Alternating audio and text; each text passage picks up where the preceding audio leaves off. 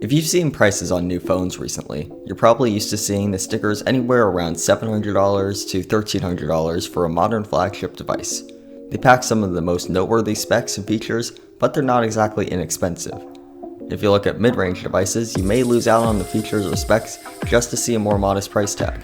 But there's still one more option. You can find last year's leftover flagships and sometimes receive a hefty discount. Coming up next on Tech Device News, I'll go over whether or not these flagships of yesteryear are worth your money.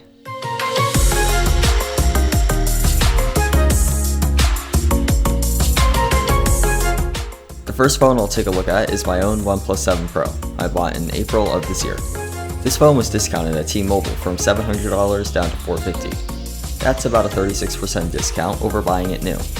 OnePlus's software support gives you about 3 major Android updates before you're cut off. After your last update, you still have pretty relevant software for another year or so, giving you 4 total years of software life on this device.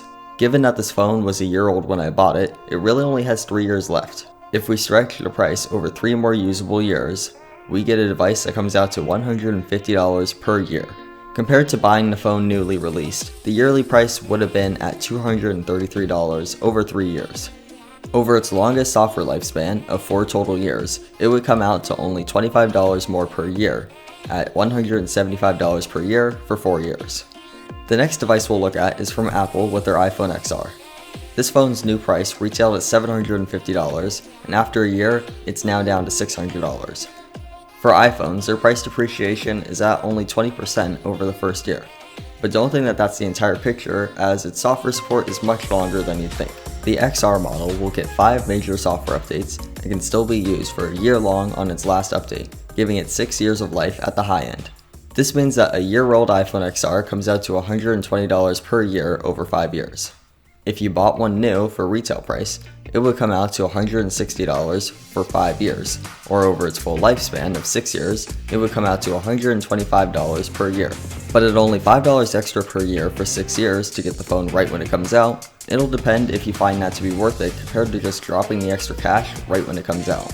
But if you ask me, buying a 1-year-old iPhone isn't really worth it compared to just buying one right when it comes out due to their long software support and strong residual value. The last phone I'll look at before conclusion time is Samsung's Galaxy Note 10 Plus. New, this phone's spec retailed at $1,400. After a year, it's down to $850. Samsung promises 3 major updates for this phone, plus you can use the last update for an extra year, giving you 4 total years of software life support. If you were to buy this phone new and use it for all 4 years, you'd pay $350 per year. If you were to buy this phone at its 1-year-old discount for the rest of its 3 years, you pay $283 for 3 years of use. If we compare it neck and neck by also calculating the price after 3 years when buying it newly released, we'd see that it comes out to $466 for 3 years of use. If you'll only be using this phone for 3 years, it makes sense to wait a year and get it at that discounted price. Now to sum it up, based on the price data collected from 2 Android phones and 1 iPhone, we can see that in both cases with Android phones, it makes better financial sense to purchase a year-old phone for the first 3 years. On the iPhone, however, due to how they hold their value and their long software support, it was actually close to having the opposite effect. After 6 years with the iPhone, there was only a $5 per year gap. Although it's still best to get a new phone after a year financially, if you bought the iPhone new and kept it for all 6 of those usable years, the price is very close to just buying one a year old. If you're in the market for a new phone anytime soon, try calculating the price per year over your phone's lifespan to see what makes best sense for you and your situation. If you found this video helpful or interesting, please give it a like and subscribe to more tech content, hopefully every week.